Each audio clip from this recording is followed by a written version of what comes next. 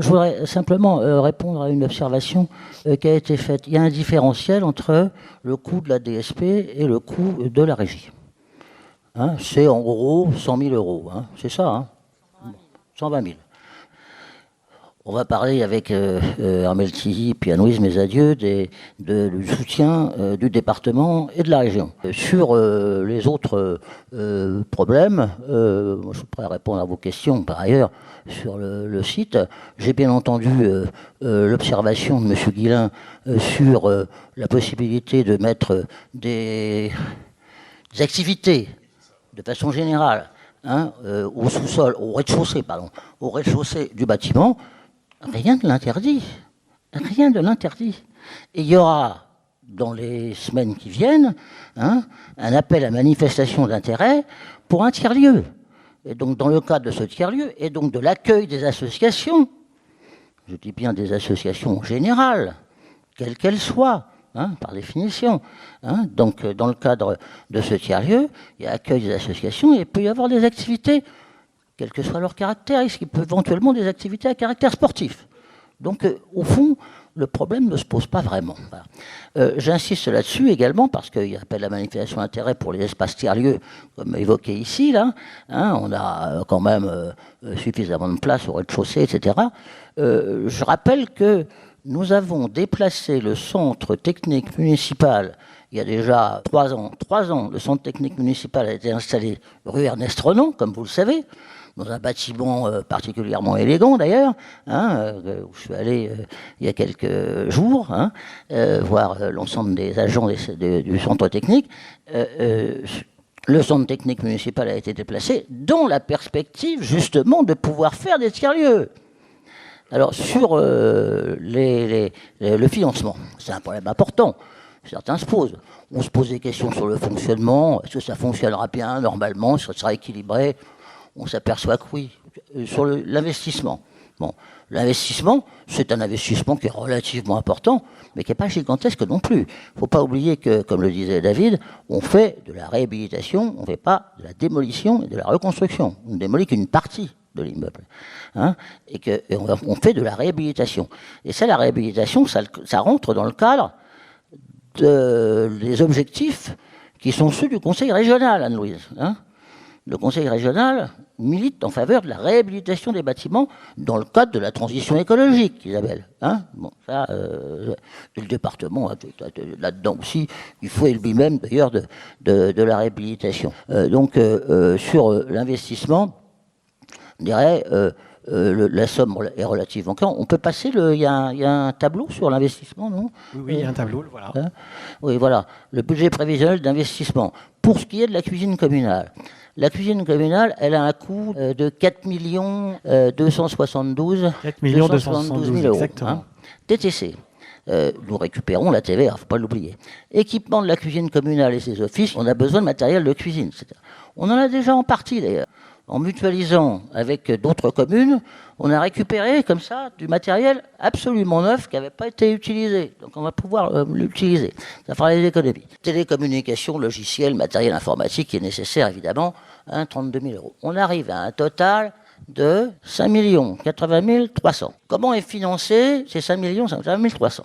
Nous avons, dans le cadre du budget global, hein, soyons honnêtes, hein, c'est dans le cadre du budget global, c'est pas uniquement la cuisine, le contrat d'aménagement départemental pour 3 500 000 euros. Alors, le contrat d'aménagement régional, le dossier est déposé. On récupérera au maximum 1 million d'euros, mais je pense qu'on attendra le maximum. Le fonds vert de l'État, le fonds d'investissement métropolitain, qui vient en plus de la subvention de fonctionnement de la métropole. Le CIGEF, ça j'ai pas de problème, et pour cause, je préside le CIGEF, au cas où certains ne le sauraient pas, qui est un syndicat, le syndicat d'énergie, pour une subvention relativement faible de 50 000 euros, mais qui, l'agence de l'eau Seine-Normandie interviendra également, au moins pour 45 000 euros, etc. La métropole du Grand Paris, qui vient en plus du fonds d'investissement métropolitain, et un dossier qu'on déposera à l'Europe, qu'on déposera à la Commission de Bruxelles. J'ai déjà obtenu pour ma part, dans d'autres domaines, des subventions de la Commission de Bruxelles. C'est un peu compliqué, mais ça rentre tout à fait dans le cadre, dans les programmes de la Commission de Bruxelles. Je dirais, pourquoi se priver? faut que l'Europe, justement, aide, et aide indirectement d'ailleurs nos agriculteurs bio. Il ne faut pas l'oublier, c'est dans le cadre de ça que l'Europe nous soutient. Et l'Europe peut nous soutenir. Donc ça ne pose pas de problème. Vous voyez que si on considère que dans le cadre du projet global, qui comprend évidemment le tiers-lieu, qui comprend la crèche, parce qu'il y a quand même une crèche, il ne faut pas l'oublier, hein, pour 16 berceaux, et les aménagements que nous avons déjà réalisés, pour le tennis, pour les appartements, pour le personnel de la mairie qui sont là, et le Nova Club. On a entièrement refait, entre autres choses. Donc on n'a pas véritablement de problème. Alors, je donne la parole à le département et ensuite la région. On va du plus petit au plus grand. Merci, monsieur le maire. Donc, je n'ai pas de nouveautés à vous donner puisque vous avez déjà les montants. Donc, il est vrai que le département a créé ce qu'on appelle les contrats de développement avec toutes les communes, puisque nous avons signé avec l'ensemble des communes. Ce sont des contrats qui permettent d'avoir vraiment un lien particulier avec chaque ville pour pouvoir donner une enveloppe qui va permettre comme ça à la ville de réaliser ses projets. Alors, les contrats de développement du département, ville et département ont certains critères. Et les derniers critères, notamment, qui ont été mis par le président, Georges Siffredi, ont vraiment été des critères sur le développement durable. Comment les communes anticipent et comment le département va pouvoir les accompagner au mieux. Et il est vrai que le projet donc, de la ville de Chaville a été tout à fait entendu et complètement retenu par le département des Hauts-de-Seine, puisque le département a voté une enveloppe de 3,5 millions d'euros pour ce projet de Manérolles, du site Manérolles. Donc, cela montre sa volonté d'accompagner donc les communes financièrement, parce que ce sont des coûts quand même qui sont importants. Et c'est vraiment ce dialogue entre la ville et le département qui a permis de pouvoir apporter ces financements. Alors, on est sur un contrat de développement entre le département et la ville 2022-2024. Donc, on est sur 2022, 4 ans. Ce sont des contrats de 4 ans. C'est 3 ans. Le prochain contrat, il doit être signé en 2025. Et en 2025, on a déjà quelques idées. Hein, on pourra éventuellement, si c'est nécessaire, intégrer une dimension supplémentaire du contrat concernant la cuisine centrale. Comme je vous disais, donc on est dans un dialogue constant, hein, les villes avec le département, pour justement ajuster quand il y a besoin d'ajuster justement sur certains projets. Je profite d'avoir la parole pour pouvoir donner le montant global du contrat de développement que le département a signé avec la ville de Chaville, puisque le contrat est de 5 246 998 €. Voilà ce sur quoi le département s'est engagé pour soutenir à la fois en investissement, et donc en investissement on est à 4,5 millions, 4,5 millions d'euros pour l'investissement, et pour le fonctionnement, le département apporte aussi un soutien de 916 000 €. Donc voilà un petit peu l'enveloppe globale qui est mise à disposition, et avec, comme je vous dis, un dialogue constant qui permet à tout moment vraiment d'ajuster, s'il y a besoin d'ajuster dans le temps, ces financements. Autre point que je voulais aborder avec vous, notamment on a parlé, parce que cette question des cuisines, hein, puisque vous savez que le département gère des collèges, nous en avons 88 collèges dans le département des Hauts-de-Seine, et c'est un sujet bien évidemment qui est au cœur de nos priorités, et je dirais que dans chaque conseil départemental, nous avons cette question qui revient constamment. Et donc c'est la raison pour laquelle nous avons en fait une feuille de route sur ces 88 collèges. Donc nous avons une DSP avec certains collèges, nous en avons 67 qui sont en DSP. Et nous avons 16 collèges qui sont inscrits sur le long terme, 3 déjà se sont engagés à ce qu'ils puissent cuisiner au sein de leur propre cuisine. Ça, c'est un choix qui a été fait, ce qui permet donc des aménagements locaux, hein, sur lesquels le département investit. Et là aussi, dès que nous pouvons le faire, nous aménageons des cuisines au sein des cuisines, des collèges qui le peuvent. Donc là, c'est un choix aussi qui a été fait, qui a un coût, bien évidemment, mais qui correspond aux attentes des alto-séquanais, hein, pour leurs collégiens. Donc là aussi, nous sommes très vigilants, très attentifs, et donc c'est la raison pour laquelle soutenir un projet comme celui de Chaville était tout à fait naturel et normal. Autre point que je voulais aborder avec vous sur justement ce projet qui a déjà eu, j'ai envie de dire, il y a déjà eu un projet en amont, il y a déjà 5 ans, avec les crèches, puisque nous avions déjà abordé ces questions hein, et c'était important, j'ai dit 5 ans, il y a peut-être même 6 ans maintenant, avec les parents, avec aussi les acteurs des crèches, puisque nous n'étions pas satisfaits de notre prestataire. À l'époque, c'était Elior, et sur des cuisines, sur des repas pour des enfants, nous n'avions vraiment pas le résultat que nous souhaitions. Et donc, nous nous sommes lancés, donc c'était une plus petite échelle, sur nos 3 crèches collectives, à nous lancer dans cette dynamique de fabriquer, de cuisiner sur place. Donc il a fallu réaménager, et là je regarde aussi notre directeur technique qui a réaménagé nos cuisines, nos crèches, dans les crèches, et ça a été une réussite. Non seulement une réussite au niveau de la prestation, au niveau du repas, une réussite notamment au niveau du coût, puisque nous avons diminué par 2 la dépense, notamment alimentaire, dans nos crèches collectives. Et puis surtout, les enfants sont très heureux. Et les parents, quand ils viennent déposer leur enfant, il y a toujours une odeur très agréable dans nos crèches. Et donc ça, pour rien au monde, nous reviendrions à notre ancien modèle, puisque nos cuisinières, c'est elles qui en parlent le mieux. Avant, elles ouvraient des opercules à longueur de journée pour nourrir les enfants. Là, aujourd'hui, elles ont vraiment c'est une valorisation de leur métier. Elles sont très heureuses de pouvoir préparer chaque jour de bons repas pour les enfants. Donc voilà ce que je voulais vous dire. Et si vous avez des questions, notamment sur le département, je me ferai un plaisir de vous répondre. Je vais passer la parole à ma collègue sur la région. Bonsoir à tous. Merci, Monsieur le maire. Et il est vrai que Monsieur le maire a déjà tout dit, parlant du contrat d'aménagement régional, et beaucoup de choses ont été dites, tant sur l'intérêt de cette cuisine centrale, car je dirais, nos choix alimentaires ont vraiment un impact sur notre santé, aussi notre environnement. Et la région Île-de-France, comme vous savez, nous avons comme compétence les lycées. Nous avons vraiment un programme en appui pour inciter les lycéens à bien manger. Ce qui me fait penser à la question qu'a posée Madame Thomas, si je ne m'abuse, de l'intérêt de travailler ensemble, de la collectivité municipale, département et région. Et c'est ce que nous faisons. Donc la région, bien évidemment, sera aux côtés de la municipalité avec un appui budgétaire autre le million d'euros que nous pouvons espérer, et tout ce qui est dépenses en investissement également, nous regarderons. Je prends également ma casquette d'élu en charge des affaires européennes également à la région pour corroborer les propos de Monsieur le maire en disant, outre les fonds du département, de la région, du CIGEF, de la métropole, nous avons également des fonds à aller chercher au niveau de l'Europe, et les fonds sont assez abondants. Si question il y a, bien évidemment, je suis toute oui, l'idée n'étant pas non plus de monopoliser la parole en tant qu'élu, mais également d'écouter, d'entendre vos doléances, et je sais qu'il y a question. D'ailleurs, je précise, Anne-Louise a raison d'insister sur le rôle de la région dans ce domaine. La région a un service spécial pour nous assister, pour aller chercher les fonds européens, parce que c'est parfois un peu complexe. La logique européenne est un peu complexe parfois. Mais ces fonds européens, ils sont disponibles. Ils sont beaucoup plus disponibles depuis que les Anglais sont partis. Je le dis entre nous. Parce qu'eux, ils étaient forts. Pour ça.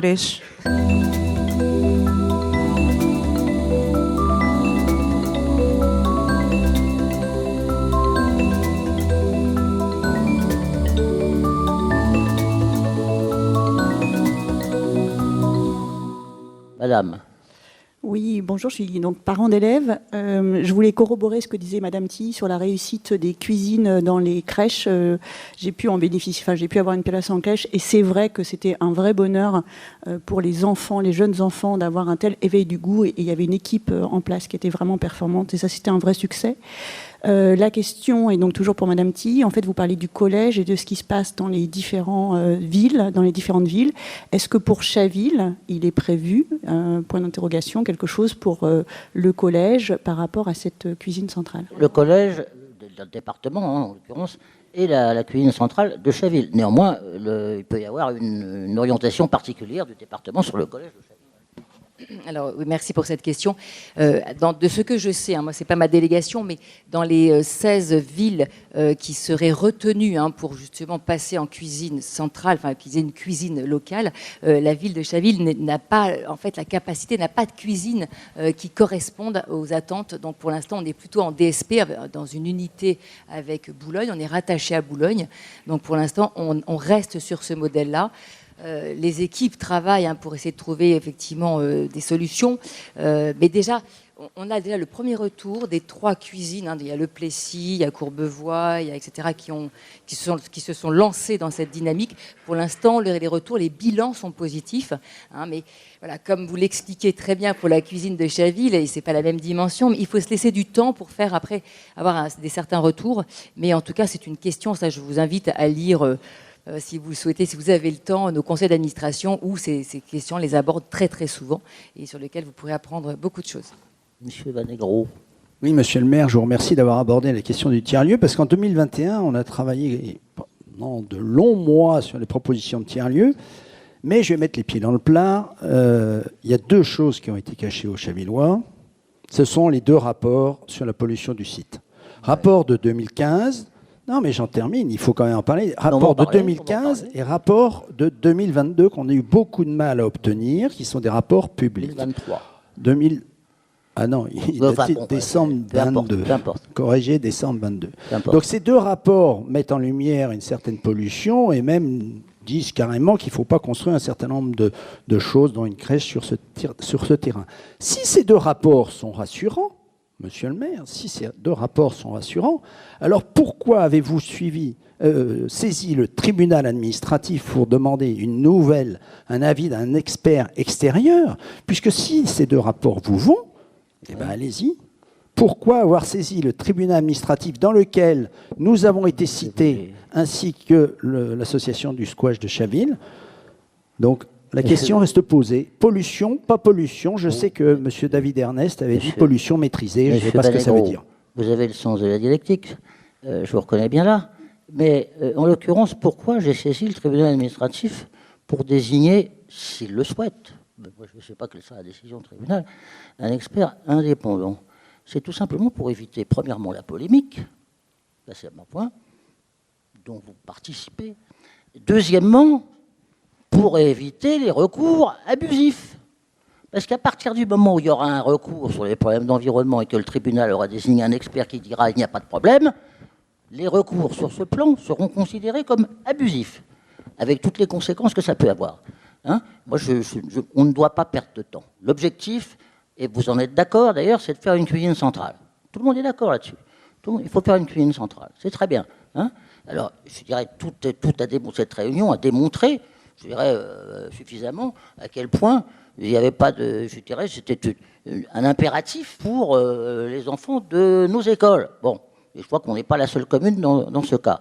Loin de là. On en a parlé tout à l'heure. Donc, je crois qu'il ne faut pas perdre trop de temps. Il faut aller vite maintenant. Il faut éviter tout problème. Et pour éviter tout problème, j'ai préféré, effectivement, saisir le tribunal administratif pour que toute polémique sur ce problème soit éteinte. Il n'y a pas de raison de penser qu'il y a une pollution particulière sur ce site. C'est faux. Alors, David Ernest va vous expliquer où on en est au point de vue études. Alors, ce qu'on peut peut-être faire, c'est remettre le premier slide sur, effectivement, en 2015, on avait déjà eu une étude sur la pollution du sol dans le cadre d'un autre projet, mais qui déjà nous indiquait que, même si, effectivement, le site a été industriel, donc il y a des résidus, ça, tout le monde le sait, la question, c'est la quantité de résidus. Est-ce que ces résidus posent un problème ou non? Cette première étude de 2015, sur un autre projet, certes, nous indiquait déjà qu'il n'y avait pas d'impossibilité de réaliser des projets sur ce terrain. Mais ça ne nous a pas suffi. C'est-à-dire que dès 2022, une étude qu'on a mise à jour en 2023, et sous le pilotage des services techniques, nous avons réalisé une deuxième étude pour vérifier que les nouvelles activités que nous prévoyons sur ce site restent totalement compatibles avec l'état environnemental du site. Et c'est ça que cette étude a démontré. Elle ne dit pas qu'il y a strictement rien dans le sol. Tout le monde sait qu'il y a eu un site industriel. Elle dit simplement que la teneur en polluants ne pose pas de problème pour le projet tel qu'on souhaite le faire. Évidemment, on ne va pas aller capter de l'eau de source là pour nourrir les enfants de la crèche. C'est pas ça qu'on veut faire. On n'a pas prévu de le faire. On ne va pas non plus planter en pleine terre des arbres fruitiers directement. Voilà, il faudra trouver d'autres solutions. Donc, cette étude de 2022, qui a été mise à jour d'ailleurs pour le conseil municipal, elle démontre qu'on peut faire ce projet. Mais on n'a pas voulu s'en arrêter là. Parce que dès le départ, on souhaite que ce projet ait des qualités environnementales exceptionnelles. Et depuis le début, je ne sais pas si vous savez, il y a un guide sur la gestion naturelle de l'eau à Chaville, qui est disponible en ligne sur le site de la ville, et qui préconise des solutions d'infiltration. Parce qu'on sait très bien que pour les inondations, pour les îlots de fraîcheur, pour tout un tas de bonnes raisons, il faut infiltrer. Mais là, sur ce site-là, nous avons engagé une étude complémentaire pour vérifier que c'est bien la bonne solution.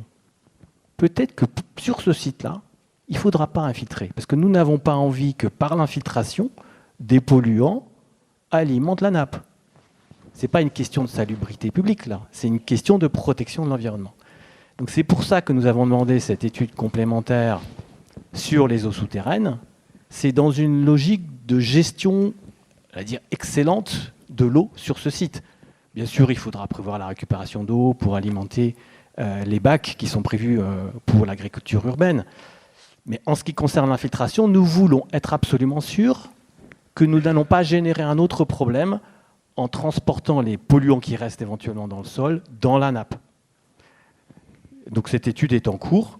Donc avec cette étude et l'expert qui sera nommé par le tribunal administratif, nous pourrons définitivement terminer cette discussion qui est peut-être des fois une polémique. C'est-à-dire que quand on dit que le sujet est maîtrisé, c'est bien ce qu'on a démontré avec toutes les études que nous avons aujourd'hui.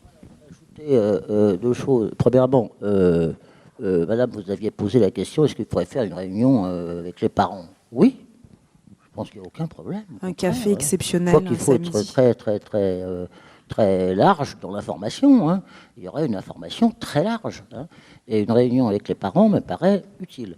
Deuxièmement, vous avez regretté qu'il n'y ait pas suffisamment de personnes. C'est d'ailleurs la même chose, pas suffisamment de parents en particulier pour cette réunion. C'est vrai, dans une certaine mesure. Il faut quand même être... lucide. Hein. De toute façon, je me doutais bien que ça n'allait pas attirer toute la ville à une réunion technique, quand même, relativement technique. Mais toute cette réunion sera sur le site de la ville, hein, et donc vous pourrez sans aucun problème la voir et la diffuser. Ça ne pose aucun problème. Je crois qu'il faut agir en toute transparence. Alors, madame. Bonjour, je suis Chloé Xavier, je fais partie de la FCPE, donc des parents d'élèves. Je me demandais si, du coup, l'occasion de ce nouveau projet de cuisine centrale allait pouvoir nous aider à rediscuter du système de réservation et de facturation des repas. Parce qu'en ce moment, je crois qu'on a quand même quelques plaintes sur le système de pré-réservation qui n'offre pas toujours... est parfois un peu contraignant. Les familles doivent réserver 72 heures avant le repas. Donc ça, c'est en réflexion. Pour l'instant, c'était une excellente occasion de voir un petit peu. Voilà, tout à fait. Tout à fait. Je ne peux pas vous donner une réponse ferme actuellement, mais il y a une réflexion. Oui. Madame. Bonjour, alors moi c'est Sylvie Leclerc, je suis à la fois parent d'élèves et voisine du projet, donc largement concernée par le projet. Est-ce que vous avez prévu ce soir de nous le présenter réellement, ce projet, à savoir ce qui va s'y passer à l'intérieur, où sont les aires de livraison? On a dit tout à l'heure qu'il y avait peu de livraison, mais il va y avoir énormément de camions qui vont sortir. Oui, mais ce sera présenté. La rue Alexis Manérol aujourd'hui est déjà très complexe dans sa circulation, donc tout ça ne va rien arranger. Les trottoirs sont dangereux pour les enfants. Et on n'a pas répondu tout à l'heure à la question des nuisances olfactives et des nuisances sonores que va engendrer les locaux techniques de cette cuisine et même de la crèche. Donc on a très peu d'informations sur ce projet aujourd'hui en tant que voisin et c'est très problématique. Alors je vais répondre un petit peu à votre question sur la partie circulation. Ça a été évoqué tout à l'heure. On a les voies qu'on a à Chaville. Ce qu'on va faire, c'est que dans le cahier des charges de consultation des opérateurs qui vont livrer et transporter les repas, on va imposer un certain nombre de règles. Et on va limiter le tonnage des véhicules qui circuleront dans Alexis Manérol. Et comme l'a dit tout à l'heure, mais on dessert quand même Hazan, toutes les écoles de Chaville tous les midis. Il y a quand même beaucoup de camions qui sortent. Enfin, dans notre cahier des charges, on imposera une taille limite et un tonnage limite pour les véhicules qui circuleront. En ce qui concerne la question des odeurs et du bruit, ce qu'il faut savoir, c'est que dans le cahier des charges de consultation de l'équipe de maîtrise d'œuvre, qui était préparé par les services techniques, nous avons exigé des équipes complètes et particulièrement renforcées sur ce sujet-là. C'est-à-dire que nous avons sélectionné les équipes lors d'un jury, aussi en fonction de ce critère-là. Est-ce qu'il y a un acousticien? Est-ce qu'il y a les experts spécialistes dans tout ce qui est qualité environnementale et olfactive? Donc c'est explicitement quelque chose que nous avons demandé dans le cahier des charges, justement pour répondre à ces questions que se posent les riverains. On peut toujours avoir des préventions, on trouvera toujours, par définition. Enfin, on prend par définition toutes les garanties, c'est le moins qu'on puisse dire. Et au point de vue circulation, je dirais, dans une certaine mesure, il y en aurait certainement moins qu'il y a encore un an, quand il y avait le bridge, etc. Il y a quelques années, à propos d'un projet immobilier qui existait sur ce terrain, on m'a dit, oh là là, ça va faire de la circulation, etc. Bon, oui, non. Là, ça ne fait pas de circulation du tout. C'est vraiment très, très, très, très limité. Ça ferait moins de circulation qu'aujourd'hui. Quant au trottoir, la rue Alexis Manérol, excusez-moi, elle a été refaite récemment, elle va être refaite encore. Alors, de toute façon, donc, ça ne pose pas de problème majeur. Je vais passer le micro à Jean-Jacques Hazan qui veut donner des précisions, mais sur les nuisances olfactives, effectivement, je pense moi aussi qu'on ne supprimera pas toutes les odeurs. Je suis moi-même, pour les riverains, je suis moi-même riveraine, donc je suis aussi un peu ce sujet-là.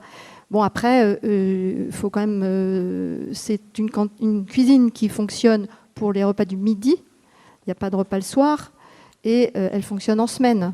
Donc c'est pas, je pense que ça sera, si on fait attention, qu'on met quand même les bonnes conditions pour que ce soit relativement filtré, il y aura quelques odeurs, mais c'est pas comme si c'était un site industriel. Et alors, en plus, je vais passer le micro à Jean-Jacques qui veut dire... Juste, je rajoute, en plus, vous avez précisé tout à l'heure que ça ouvrait à 6h30 du matin. Jean-Jacques Hazan. Non, mais sur le... Bon, d'abord, des cuisines centrales, si vous vous baladez à côté, ça ne sent pas beaucoup. Bon. Celles qui sentent le plus, c'est parce qu'elles produisent tout le temps. Celle-là, elle ne va pas produire tout le temps. On produit, on cuisine de 7h à 10h, 10h30. Avant, non. Après, non. Du lundi au vendredi. Peut-être même que lundi, mardi, jeudi, vendredi. Ça se discute. Enfin, tout ça n'est pas encore tout ficelé, bien évidemment. Mais en tout cas, ça ne cuisine pas toute la journée. Voilà. Ça, c'est on ne demande qu'à être informé, en fait. Voilà, c'est pour ça que je parle. Ouais. Deuxième chose, c'est sur les camions. Alors, ceux qui arrivent, c'est des 3,5 tonnes. Donc les petits véhicules, c'est des véhicules légers qui sont les mêmes que ceux qui circulent en ce moment, en fait, parce qu'il y a le service technique. Donc je crains qu'ils ne bougent plus que les camions de livraison de denrées dont on a parlé tout à l'heure. Je vous ai fait le total, il y en a 10, 12 par semaine des camions qui vont arriver. Ça ne fait pas beaucoup, c'est 2 par jour. 2,5. Max. Deuxième chose, c'est ceux qui partent de là. Bon, ceux qui partent de là, il y a un 3,5 tonnes, peut-être 2, mais sinon un 3,5 tonnes et un autre plus petit encore. Et ils vont partir maximum 2 fois par jour. Maximum. Normalement, 1 fois. Et c'est pour ça qu'il peut, s'il y a un petit, c'est le petit qui fera un autre tour. Mais le petit, il y a des gens dans la rue qui ont le même, un petit berlingot. Bon, voilà, ou un petit truc, un Ford, je sais pas quoi, là où on met les 9 places, là, dont on se sert pour les mômes dans les centres de loisirs, c'est à peu près cet équivalent-là. Donc, de toute façon, ça ne génère pas énormément de choses, parce que de toute façon, il n'y a que 1500 repas. Je dis que, parce que c'est vrai, c'est que. Si ça serait une cuisine de 15 000, je ne vous dirais pas la même chose. Parce que là, pour le coup, les 3,5 tonnes, ils ne mettent pas toute la nourriture, ça ne suffit pas.